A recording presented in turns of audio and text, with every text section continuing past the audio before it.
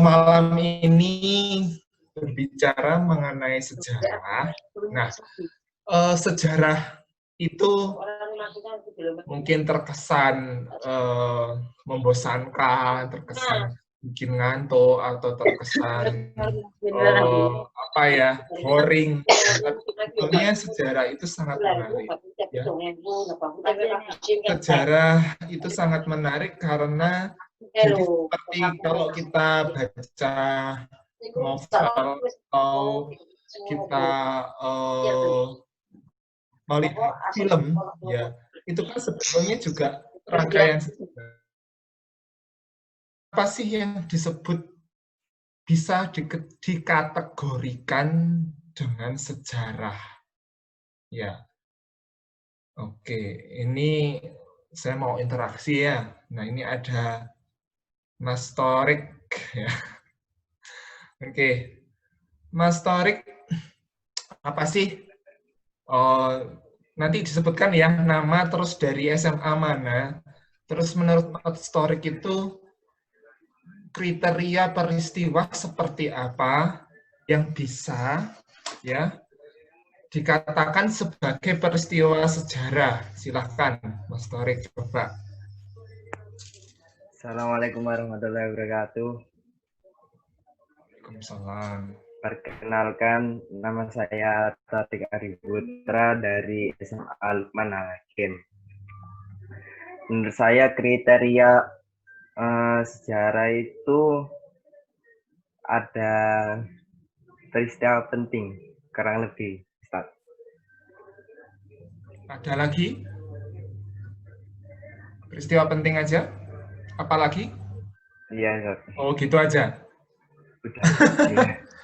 Terus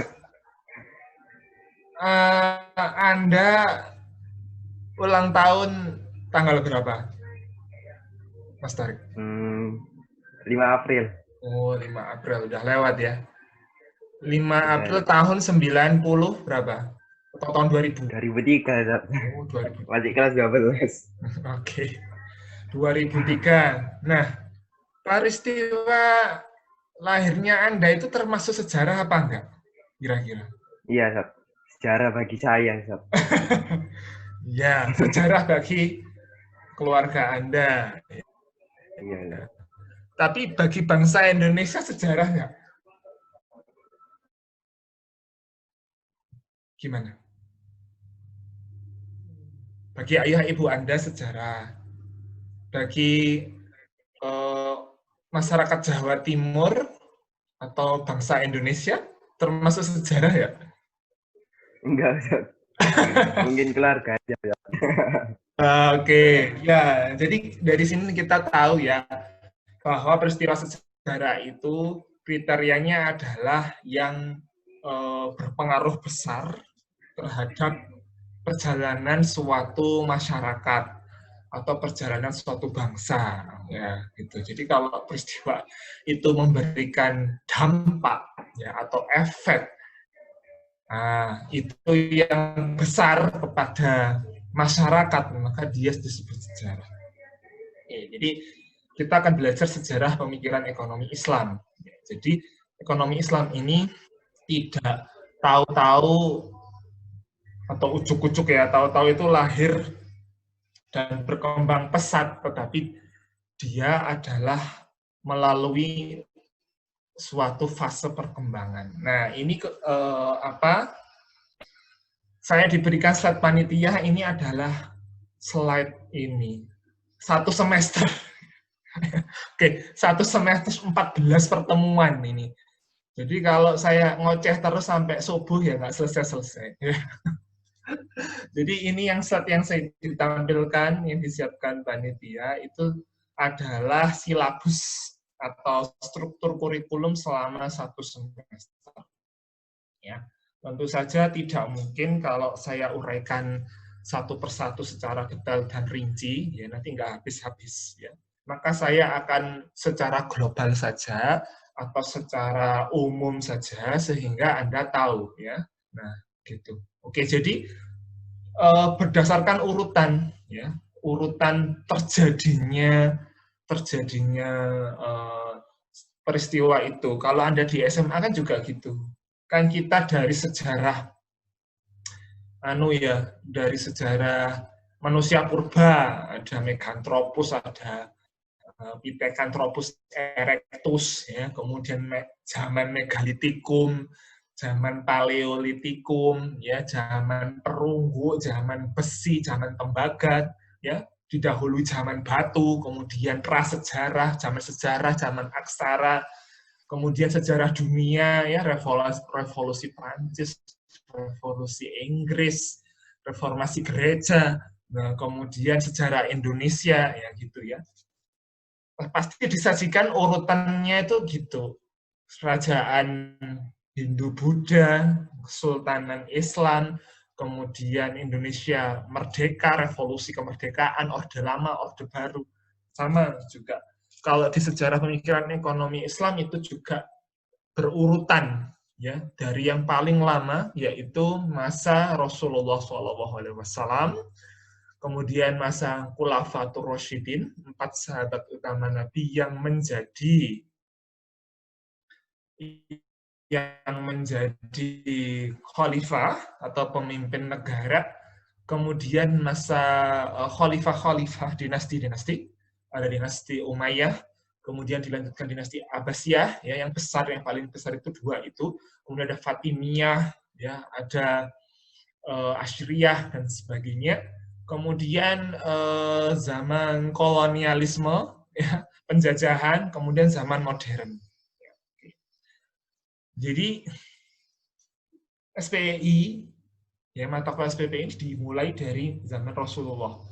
Jadi Rasulullah adalah sebagai seorang nabi, sebagai seorang rasul, ya, yaitu memiliki salah satu 4 sifat nabi, yaitu tabligh, ya. Ada sidik, amanah, tabligh, fatonah. Tabligh itu menyampaikan, mendakwahkan, ya, mass communication, ya, berkomunikasi dengan masyarakat, ya, menyampaikan, berdakwah, risalahnya, wahyu yang beliau terima. Jadi dalam Islam ini Allah Subhanahu wa taala mengutus nabi sebagai suri tauladan, ya, sebagai contoh, ya. Jadi perilaku nabi itu menjadi hukum, ya. Persetujuan nabi, ketidaksetujuan nabi, diamnya nabi, ya, geraknya nabi, marahnya nabi, itu semuanya menjadi hukum. Ya, dalam Islam ada 2 sumber utama, Al-Quran dan Sunnah. Maka dengan demikian pada masa nabi ini berperan penting dalam menyebarkan norma nilai ekonomi Islam. Ya, misalkan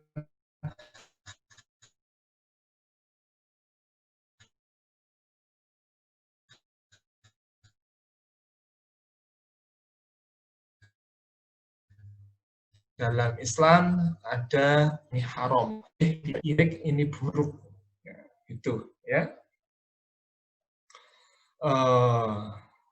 Jadi pada masa ini Nabi ada 2 periode, yaitu periode Mekah dan periode Madinah. Ya. Periode Mekah ini adalah Nabi menyampaikan tauhid, ya. Tauhid itu Allah itu esa, ya, Allah itu esa, ya, menyuruh menyembah kepada Allah. Tetapi di masa periode Madinah, ya, nah ini lebih kompleks, lebih rinci, ya, bagaimana berekonomi, bagaimana berpolitik, bersosial budaya, ya. Kemudian Nabi waktu di Madinah itu mendirikan pasar, ya, pasar bersebelahan dengan masjid, artinya bahwa umat Islam itu harus mengutamakan akhirat tapi tidak melupakan dunia. Berarti umat Islam itu harus melakukan kerja, melakukan bisnis, melakukan usaha.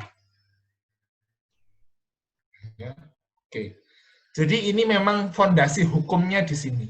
Seluruh tatanan ekonomi Islam. Nabi bersabda tidak boleh menipu, tadlis, ya. Menipu itu adalah salah satu pihak itu mengetahui informasi yang lebih banyak daripada pihak yang lain. Ya, misalkan saya penjual mebel, saya tahu persis bahwa meja yang saya jual ini kayu mahoni, tapi saya aku sebagai kayu jati, ya, kemudian saya hargai kayu jati, pembeli tidak tahu membayar dengan harga kayu jati.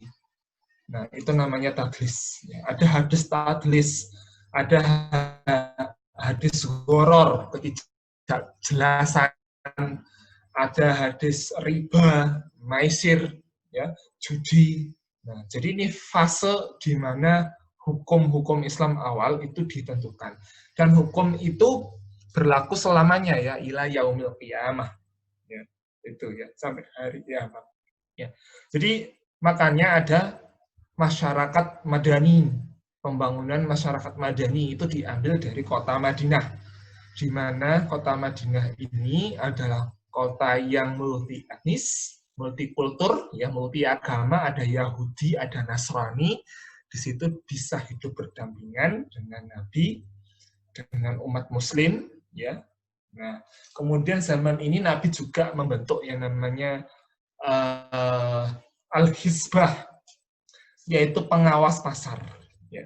Jadi pasar-pasar itu diawasi ketika ada yang menjual terlalu tinggi dari harga pasar, atau ada yang curang dalam timbangan, kemudian ada yang monopoli, ya hanya dia sendiri yang jualan barang itu. Nah, itu al-hizbah itu dipimpin oleh seorang sahabat Nabi, itu bertindak ya untuk memperingatkan pedagang-pedagang yang nakal itu, dan kalau nggak mau diperingatkan diusir, ya, bahkan bisa dihukum. Ya, jadi ini ya oke. Fiskal, ya, fiskal. Oke, saya mau tanya ke Mbak Hikom SBPD. Ini nama gawainya. Halo Mbak. Wah, ini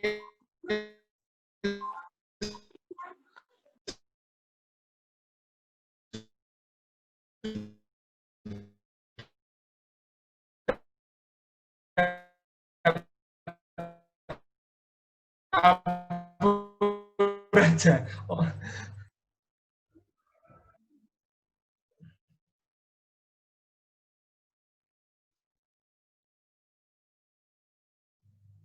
Wah, lost kontak ya. Oke.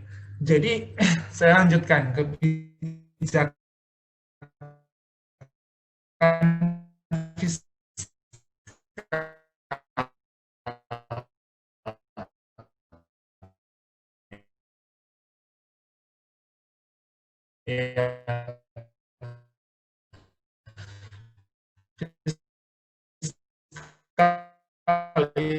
Itu adalah mengurusi ada ya, seperti kharaj, ya, pajak tanah, kemudian juga ada jizyah, yaitu pajak yang dilakukan bagi kaum non muslim, ya, yang mendiami negeri muslim, ya, sebagai ganti dari keamanan jiwa mereka. Nah, kemudian juga ada namanya ghanimah. Ya, ghanimah itu harta rampasan perang. Jadi ketika melakukan peperangan, ada harta yang di keuangan negara. Ya, pembagian ghanimah itu berdasarkan surat Al-Furqan, ya, ayat 25, kalau tidak salah, itu 1/5, ya, itu untuk Allah dan Rasulnya. Artinya itu untuk kegiatan sosial, ya, Baitul Mal. Kemudian 4/5 itu untuk pasukan, ya, gitu. Kemudian pengeluaran negara, ya, menggaji nabi, ya, menggaji aparatur negara, kemudian para ustadz, ya, kemudian tentu saja semua negara itu membangun infrastruktur, ya, seperti jalan, jembatan, dan sebagainya. Gitu. Oh, nah ini ya, jadi lebih rinci lagi, ya. Di sini ada berbagai macam sumber pendapatan negara, ya. Ada khoros, ada jizyah, tadi sudah saya terangkan, ghanimah, ya. Kemudian pengeluaran negara, ada pertahanan, ya tentu saja ya, militer, keamanan itu menjadi penting sejak zaman dahulu, ya. Gaji, qadhi, ya, qadhi itu hakim, ya, guru, imam, muazin, ya, utang negara, musafir, dan sebagainya, ya. Kemudian sekunder untuk wisatawan, untuk orang belajar agama, ya, beasiswa, gitu ya, hadiah untuk pemerintah negara lain, pembebasan muslim menjadi budak, dan sebagainya, ya.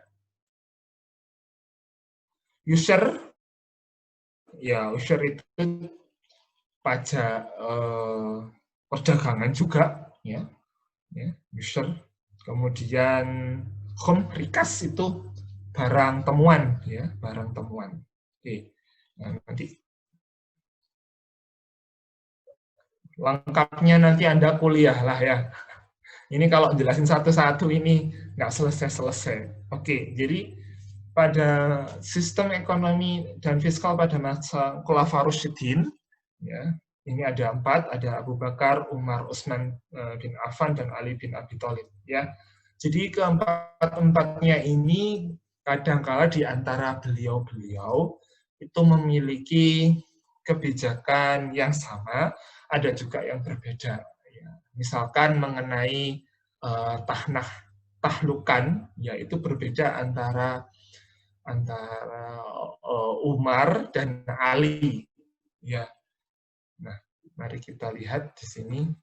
Oke, cuma slide secara umum aja, ya. Jadi kadangkala di antara khalifah 4 ini ada yang memperlakukan jizyah, ada juga yang tidak, ya. Kemudian ada juga yang di antara keempat beliau ini yang menetapkan pajak tetap, ada juga yang menetapkan pajak secara proporsional, ya. Jadi Anda tahu kalau pajak tetap itu mau tanahnya luas, mau tanahnya kecil, mau tanahnya subur, mau enggak, itu tarif pajaknya sama. Kalau proporsional, pajaknya kalau lu tambah luas tanahnya, tambah tinggi. Ya. Nah, kemudian juga mengenai zakat, ya, zakat ini juga berbeda, ya. Zaman Abu Bakar As-Siddiq, zakat itu langsung habis 1 hari. Jadi pagi dikumpulkan, sore dihabiskan, ya, kepada 8 golongan asnaf. Tetapi kalau masa Umar, ya, zakat itu disimpan, ya, disimpan. Gunanya untuk apa? Gunanya untuk mengantisipasi bencana alam, untuk mengantisipasi paceklik, ya. Jadi seperti itu. Jadi kadang-kadang di antara beliau-beliau ini berbeda. Tetapi, nah, mana yang benar, mana yang salah? Nah, keempat-empatnya adalah sahabat utama Nabi, ya, pernah hidup bersama Nabi, pernah mendengar wahyu dari Nabi, pernah mendengar perkataan Nabi. Jadi keempat-empatnya memiliki kompetensi, memiliki kapabilitas untuk melakukan ijtihad, ya, untuk melakukan ijtihad itu atau menetapkan atau berfatwa, ya, karena kualitas pribadi yang mulia. Keempat-empatnya adalah sahabat yang soleh, ya, yang tawadu, yang bertakwa, ya, kemudian pernah hidup bersama Nabi, jadi beristihad bersama Nabi, ya, dianggap beristihad hampir seperti Nabi, ya. Misalkan kalau kita lihat tradisi sholat tarawih, ya, itu baru ada sejak zaman Umar bin Khattab, karena Sayyidina Umar ini memikirkan bagaimana supaya Ramadan itu semarak, ya, umat itu bersatu, maka Sayyidina Umar memerintahkan untuk sholat tarawih itu berjamaah di masjid. Ya, sebelumnya Nabi itu sholat tarawih di rumah. Ya. Gitu. Nah, ini istihad ini juga diikuti oleh kaum muslimin dunia, ya termasuk Indonesia. Ya, jadi makanya dalam hukum fikih itu ada Quran, ada Sunnah, juga istihad sahabiyah. Ya. Jadi istihadnya para sahabat. Ya. Nah, itu. Oke, jadi masa Bani Umayyah dan masa Abbasiyah ini dua dinasti yang paling besar dan paling berkuasa, kekuasaannya nyimpang ya dari Eropa, Asia Selatan sampai Asia Timur gitu ya. Cuman kalau Umayyah itu hanya belasan tahun ya, sedangkan Abbasiyah ini apa panjang ya, panjang dia, lebih panjang ya, lebih dari 100 tahun ya. Kalau Umayyah kurang dari 50 tahun. Nah, ini di sini itu ada semacam kebangkitan ya, kebangkitan dari masyarakat umat Islam itu karena khalifah sangat mendukung yang namanya ilmu pengetahuan. Jadi pada zaman dulu itu adik-adik bahwa ulama, yang namanya ulama itu dia tidak sekuler ya, dia menjadi satu. Ya. Jadi kalau dikatakan ulama itu ya ahli tafsir, ya ahli hadis, ya ahli fisika, ya ahli kimia, ya ahli ekonomi. Jadi dalam kedua masa ini itu banyak sekali timbul yang namanya pemikiran-pemikiran yang spesifik khusus dalam ekonomi Islam. Ya. Karena kedua dinasti ini pernah mencapai puncak kejayaan. Ya. Jadi kalau Bani Umayyah itu di Damaskus, ibu kotanya itu di Syria, ya, di Suriah sekarang. Kalau Bani Abbasiyah itu di Baghdad, ya, di Irak. Ya. Jadi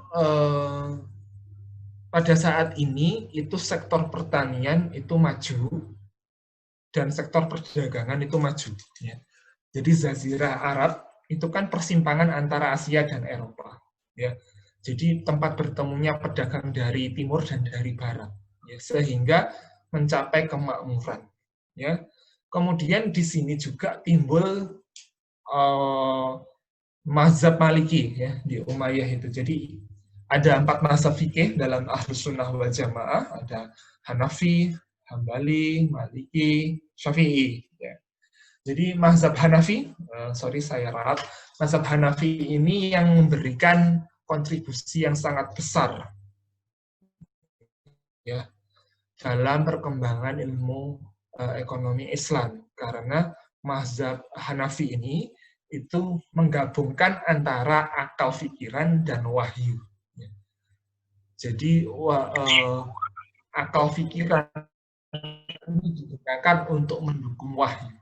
Jadi ada sumber hukumnya, ada Al-Quran, hadis, ya, kemudian istimak sahabiyah, kemudian kias, ya, kemudian mafsadah mursalah, ya, untuk kepentingan publik. Ya. Jadi dengan kias ini, nah itu memberikan porsi akal sehingga muncul karya-karya besar dalam bidang ekonomi Islam di masa dua ini. Ya. Nah Abbasiyah ini runtuh tahun 847 Masehi, ya, yaitu diserang oleh bangsa Mongolia. Ya. Bangsa Mongolia ini menyerang Baghdad, ya. Kemudian ya ini jahatnya mereka adalah membakar seluruh isi perpustakaan Baghdad itu yang berisi ratusan ribu manuskrip yang sangat berharga, ya, membakar dan menjadi abu, ya, sampai sungai Euphrates itu menjadi hitam karena abu buku perpustakaan kota Baghdad. Ya. Itu masih mending ya penyerbuan Inggris kepada Keraton Yogyakarta, ya, yang dinamakan Geger Sepehi, yang ini sekarang lagi rame, ya. Itu juga mengambil seluruh manuskrip di keraton yang beraksara Jawa itu, tetapi nggak dibakar, tapi dibawa ke Inggris dan sekarang dimuseumkan. Itu masih terjaga. Nah, ini bangsa Mongol itu dia membumi hanguskan, ya. Gitu. Di sini muncul apa ulama-ulama besar seperti Imam Abu Hanifah, ya, pendiri mazhab Hanafi, kemudian Imam Al-Ghazali, ya, Ibnu Khaldun yang dikatakan sebagai bapak sosiologi dunia, ya. Nah, ini, ya, ini adalah khalifah yang memimpin, ya, Muawiyah bin Abu Sufyan, itu sahabat Nabi juga. Sebetulnya umat Islam itu sebelum Khalifah Muawiyah itu membaiat Sayyidina Hasan, ya, Hasan bin Ali. Tapi Sayyidina Hasan ini beliau mengundurkan diri, ya, karena alasan tidak memiliki harta yang banyak, tidak memiliki pengikut yang banyak, ya, tidak memiliki dukungan politik yang kuat, sehingga mengundurkan diri dan menyerahkan kepada Khalifah Muawiyah bin Abu Sufyan. Ya, jadi yang keempat, ya, terakhir Sayyidina Ali bin Abi Thalib, kemudian Khalifah Muawiyah bin Abu Sufyan itu mendirikan dinasti Umayyah, dan ini peralihan, ya. Peralihan apa, Pak? Peralihan dari sistem yang Khulafaur Rasyidin itu adalah sistem yang mengangkat khalifah itu berdasarkan musyawarah, ya, musyawarah dewan. Ya, ada dewan yang menentukan siapa khalifah selanjutnya. Ya. Jadi sepeninggal Nabi itu sahabat bermusyawarah menentukan Abu Bakar. Nah, itu tidak terjadi pada masa Khalifah Muawiyah. Itu menjadi keturunan, ya, keturunan. Jadi Khalifah Abdul Malik bin Marwan itu adalah putra dari Khalifah Muawiyah, ya. Kemudian Umar bin Abdul Aziz adalah cucunya dari Khalifah Muawiyah. Jadi itu turun temurun, ya. Kemudian digantikan oleh Khalifah Bani Abbasiyah, ya, karena ya macam-macam, ada faktor politik, ya, perebutan kekuasaan dan sebagainya. Nah, gitu, ya.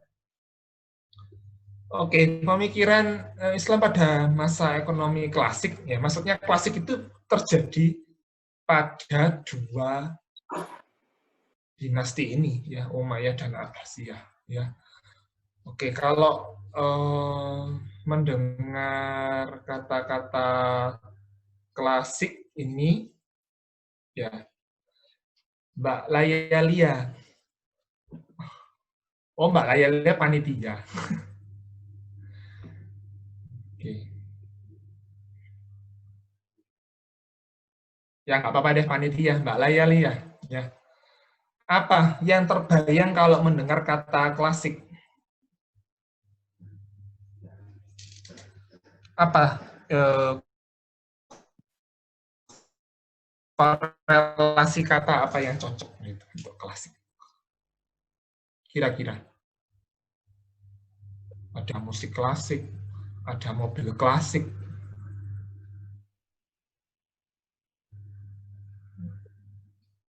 Oh, saya nggak dengar. Sudah di apa?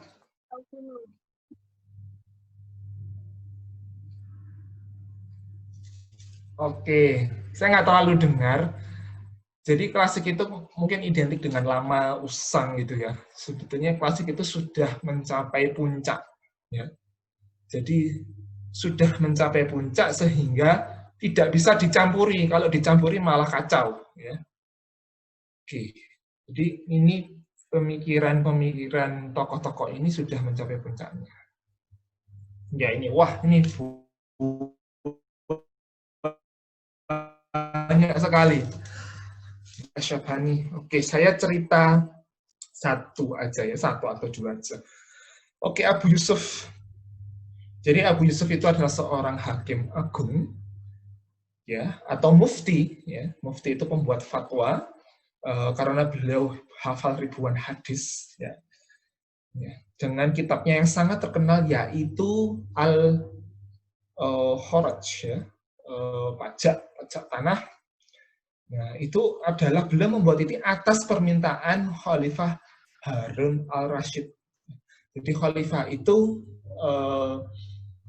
ingin minta petunjuk, ya, gitu ya, ingin bertanya, ingin meminta pendapat bagaimana toh mengelola keuangan Khalifahan Abbasiyah itu supaya bagus. Ya.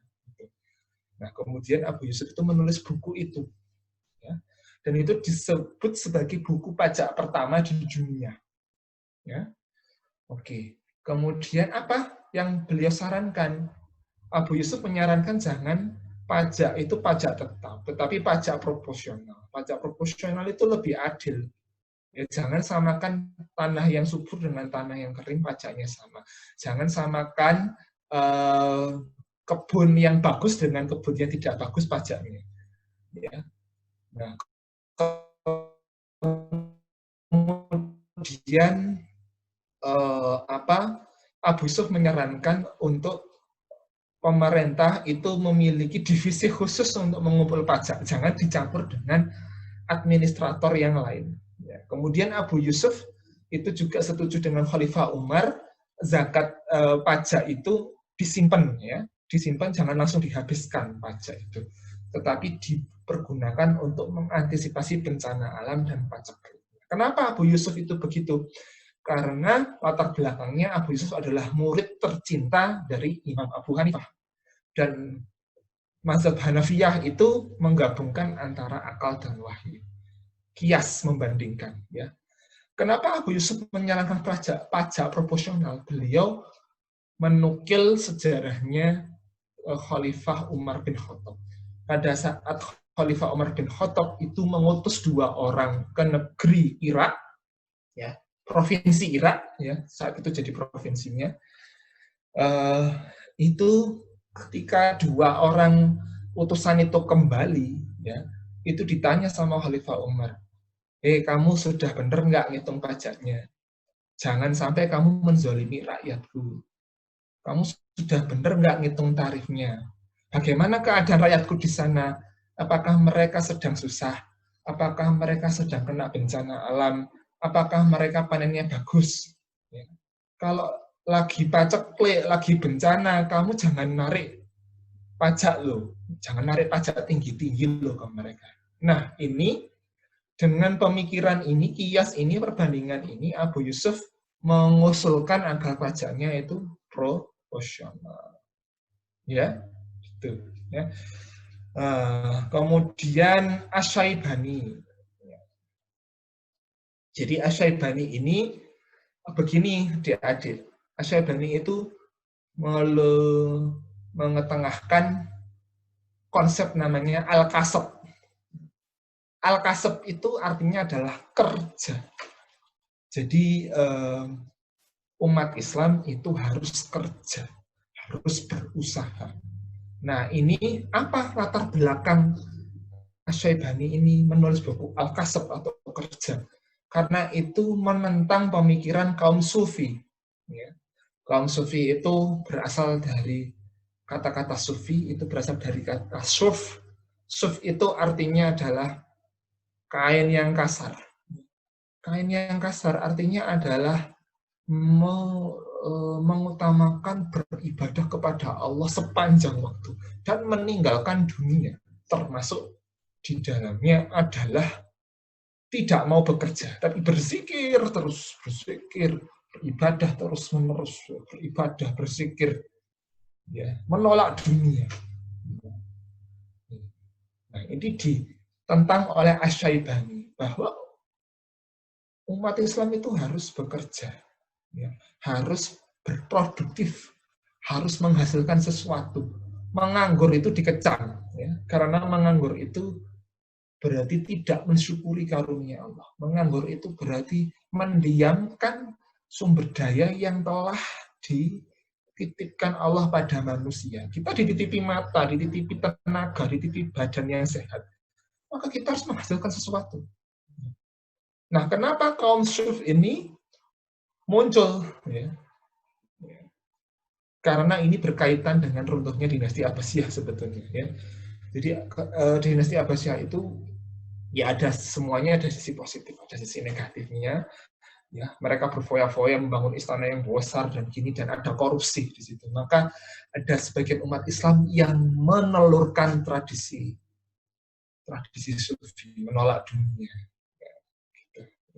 Oke, ya, yang macam-macam ya. Al-Mawardi itu tentang politik, kenegaraan, ya.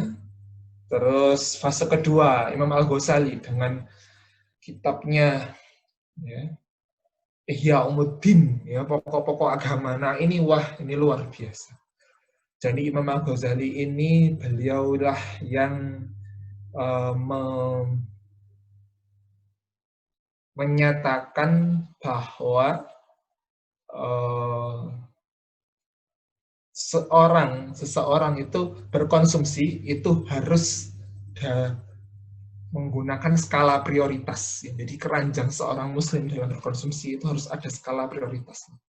Yaitu yang pertama adalah kebutuhan daruriyah, kebutuhan primer, pokok, ya, seperti pangan, sandang. Ya, kalau itu hilang, eksistensi manusia hilang. Nah, baru kalau itu terpenuhi, kalau ada sisanya, baru ke skala prioritas berikutnya, yaitu hajiat, yang mempermudah kehidupan, mengenyahkan apa namanya, ya, mengenyahkan kesulitan, ya, nah, gitu ya. Jadi seperti itu. Kemudian kebutuhan tahsiniyat, ya, kebutuhan tahsiniyat yaitu kebutuhan keindahan seperti rekreasi. Ini yang menurutkan Al-Ghazali. Ya. Kemudian Al-Ghazali dan perak itu adalah ukuran semua nilai barang. Ya. Maksudnya uang dan perak, emas dan perak itu adalah mata uang, ya, mata uang yang dalam Islam itu sebetulnya emas dan perak, dinar dan dirham. Ya. Kemudian kita lihat Ibnu Taimiyah. Ya, Ibnu Taimiyah ini juga ini ya, mekanisme pasar. Beliau mengatakan kadang-kadang kita nggak tahu ya harga, menurut beliau itu gitu. Harga itu kadang-kadang bisa rendah, kadang-kadang bisa tinggi. Hanya Allah yang tahu. Ya. Kadang-kadang supply banyak tapi harga tinggi, barang banyak berlimpah ruah tapi harga tetap tinggi. Kadang-kadang pula harga rendah saat supply-nya sedikit. Ini hanya Allah yang tahu. Jadi itu beliau mengetengahkan tentang pasar, ya, mekanisme pasar terbentuknya harga.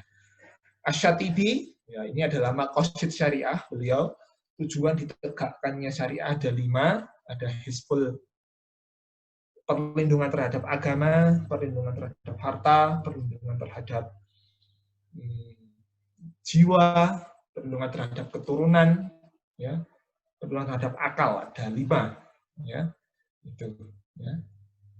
Kemudian Ibnu Khaldun, ya, Muqaddimah, ya, jadi ada namanya daur keadilan, ya, bagaimana suatu bangsa itu bisa biar makmur, ada 8 aspek, ya. Ada aspek kedaulatan, ada aspek keadilan, ada aspek syariah, ada aspek ekonomi, ya. Ya, jadi 8 itu saling berhubungan satu sama lain dan nggak bisa dipisah-pisah. Ya, oke.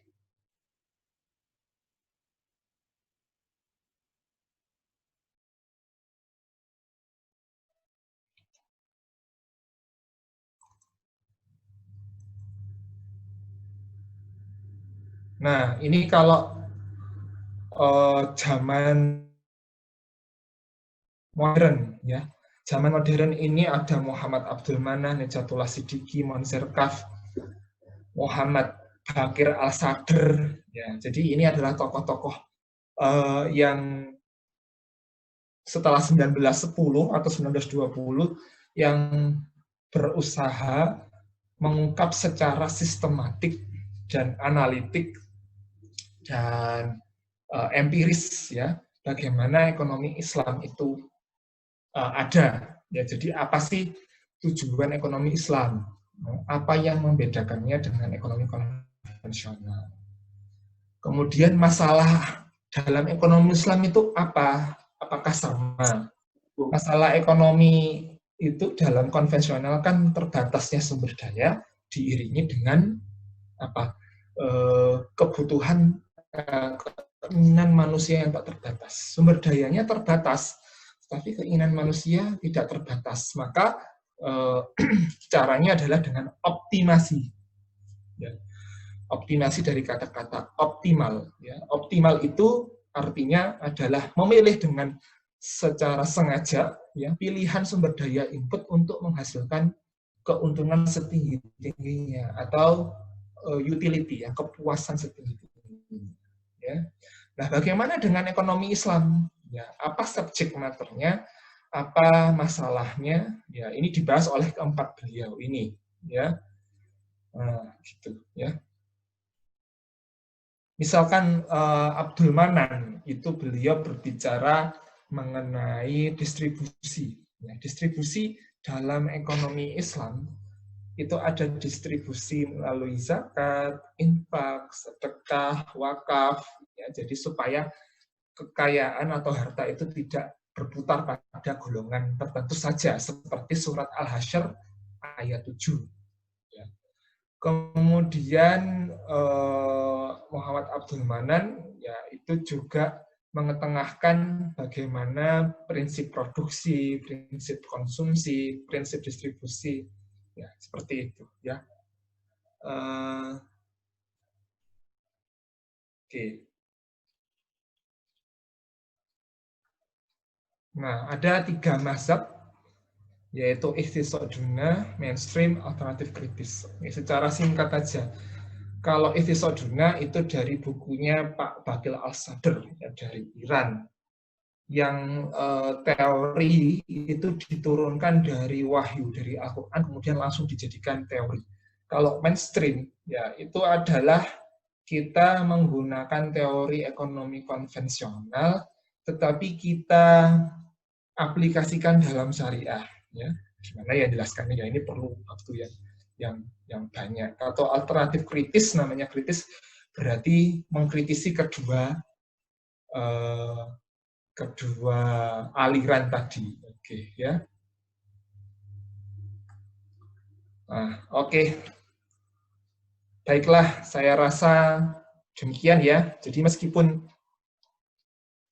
ini sebetulnya tema 1 semester nih, ya, tapi diringkas dalam 1 jam ya. Jadi itu aja. Saya jelaskan secara apa namanya sekilas-sekilas saja ya, meskipun nggak tahu, mungkin istilahnya sangat-sangat asing bagi adik-adik, nah, tapi paling tidak memberikan suatu gambaran, ya, bagaimana nanti kalau kuliah SPEI isinya seperti ini, ya, gitu, ya. Baik, saya kembalikan ke moderator. Nah, tadi udah dijelaskan oleh Pak Eko tentang materi-materi apa saja sih di mata kuliah SPI itu. Nah, kayak gitu adik-adik, nanti kalau kalian kuliah nanti pasti ngerti sendiri kok kayak gimana. Soalnya aku juga belum dapet mata kuliah ini. Langsung aja ke sesi selanjutnya, yaitu sesi tanya-jawab. Buat adik-adik yang mau tanya, silakan langsung aja chat di kolom chat ya.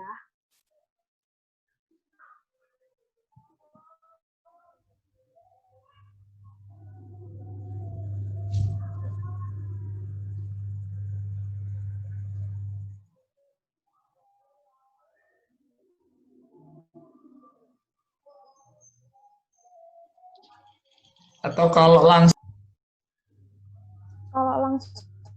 mau ngomong pertanyaannya lainnya juga nggak apa-apa. Malah bagus.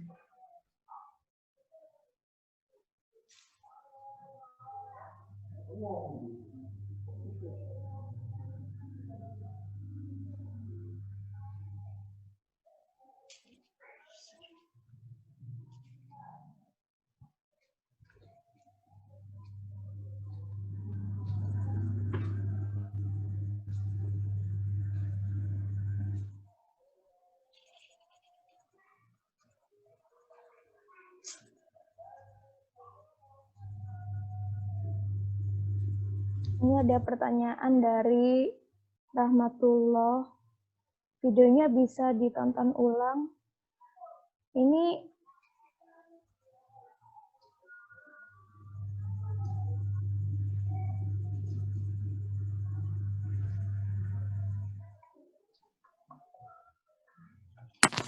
Untuk video nanti bisa ditonton lagi. Nanti linknya akan di-share di grup WA-nya. Oke, langsung aja berikutnya pertanyaannya. yang Bisa. berikutnya dari Latifah. Mau tanya, Assalamualaikum Pak, mengapa sistem ekonomi Islam sulit untuk diimplementasikan secara menyeluruh di Indonesia, sedangkan masyarakat Indonesia beragama Islam? Permisi Pak, ini mau langsung dijawab atau dibaca dulu pertanyaannya? Langsung aja ya, biar nggak lupa. Ya. Oke, dari Mbak Latifah. Pertanyaan yang sangat bagus, sangat kritis sekali. Ya. Jadi mengapa sistem ekonomi Islam sulit untuk diimplementasikan? Ya. Jadi ada beberapa faktor mengenai literasi ya, atau pengetahuan. Ya. Jadi pengetahuan ekonomi Islam di Indonesia, seperti pada halnya pendidikan di Indonesia itu juga sangat beragam. Ya, ada orang yang paham, orang yang ngerti, tapi juga banyak juga orang yang nggak paham, yang nggak ngerti. Contohnya saya ambil contoh saja, itu masalah zakat. Ya, zakat itu kan mayoritas orang Islam itu beranggapan zakat itu hanya zakat fitrah saja. Padahal ada zakat zakat mal, ya, zakat harta, ada zakat gaji, ada zakat profesi, ya, kemudian ada zakat perusahaan, zakat peternakan, pekebunan, tapi yang populer itu hanya zakat fitrah aja, ya, gitu. Kemudian mengenai riba, nah riba ini juga masyarakat Indonesia itu menganggap enteng, nggak tahu bahwa bunga bank konvensional, kemudian bunga koperasi, ya, itu juga sebetulnya riba, tapi mereka ya karena tidak tahu sehingga masih menerapkan itu, ya, seperti itu. Itu yang pertama mengenai literasi, ya, pengetahuan. Yang kedua adalah ya kalau menurut saya itu adalah karena ya banyak Islam KTP, ya gimana lagi. Jadi agama Islam hanya digunakan ketika menikah, ya, syahadat, mau akad nikah, terus ketika meninggal, ya, ketika mau ini dikafani, tapi mereka banyak yang mengaku Islam tapi nggak sholat, ya, masih bulan Ramadan masih di pasar masih makan pecel, ya, gitu juga masih banyak.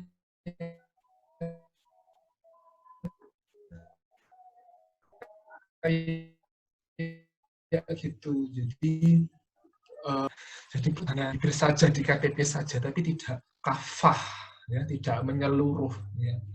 Nah, gitu. Jadi menikah oke pakai cara Islam, tetapi sholat 5 waktu nggak mau, wah, gitu ya. Jadi seperti itu. Ya, jadi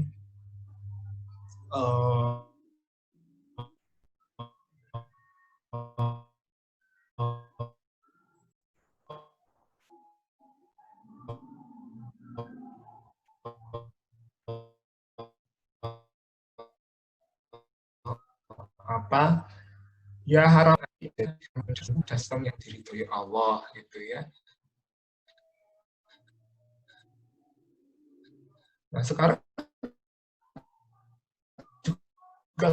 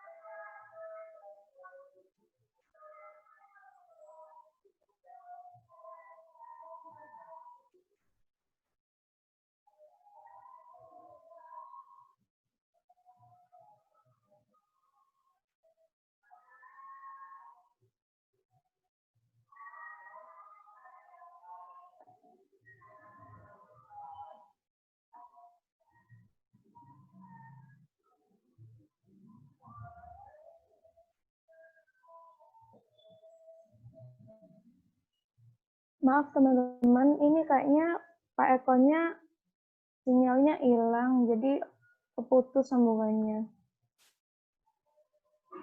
Mohon ditunggu sebentar ya.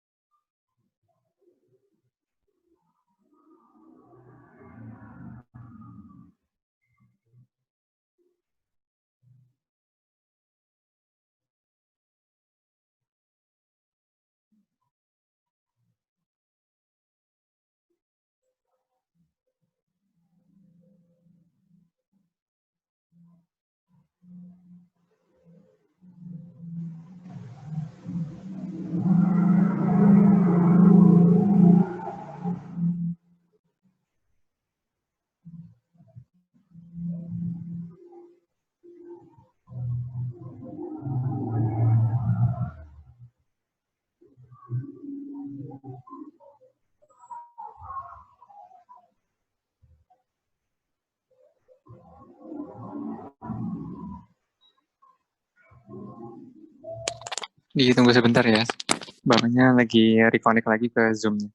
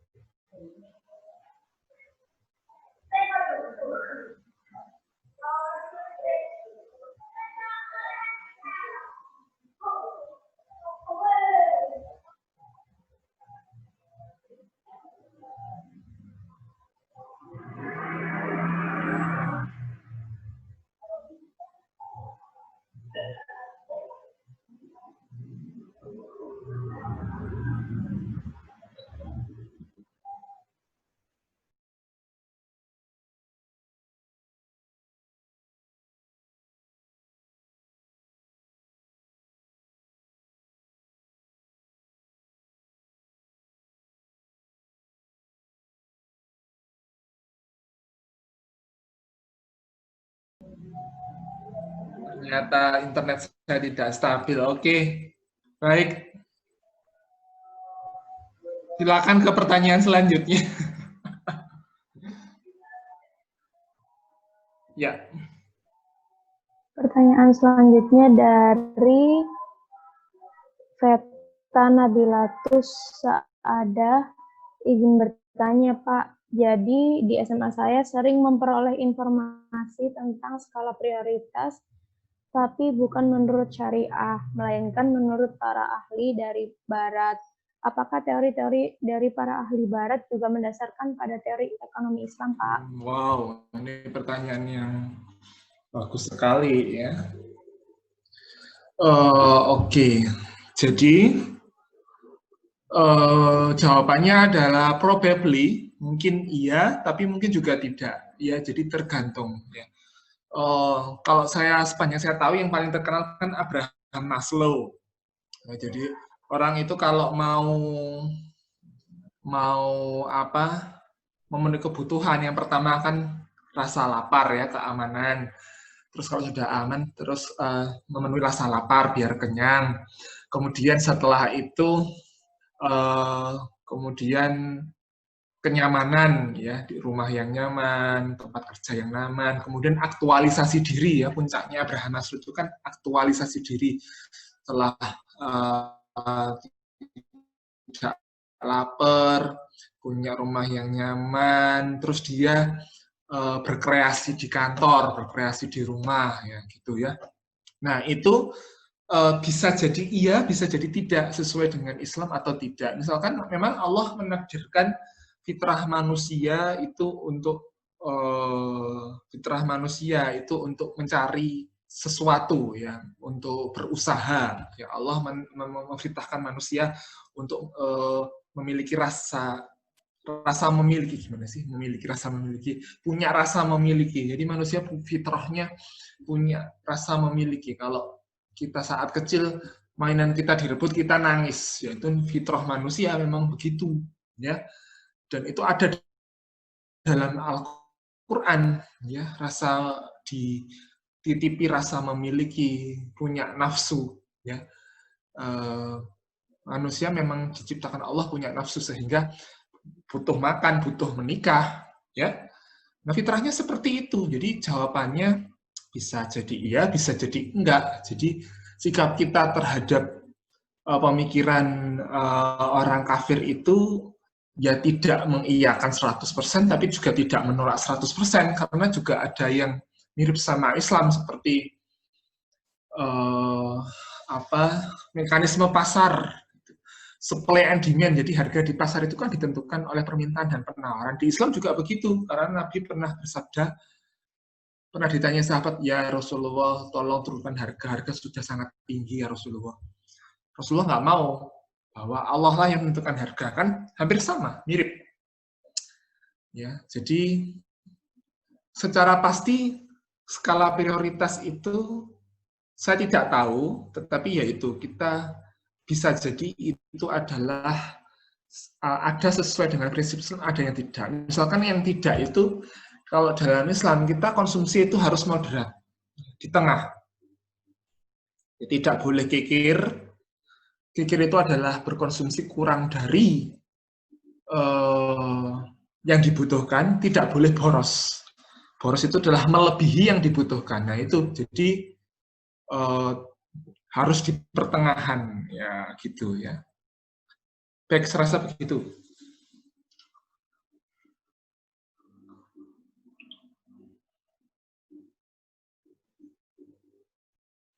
Untuk pertanyaan selanjutnya dari Satria Dilda. Assalamualaikum warahmatullahi wabarakatuh. Permisi Kak, saya mau tanya, apa perbedaan prinsip pada zaman Khulafaur Rasyidin dan zaman Bani Umayyah? Terima kasih. Prinsip? Ya, prinsip ya? Iya. Prinsip dalam apa ini?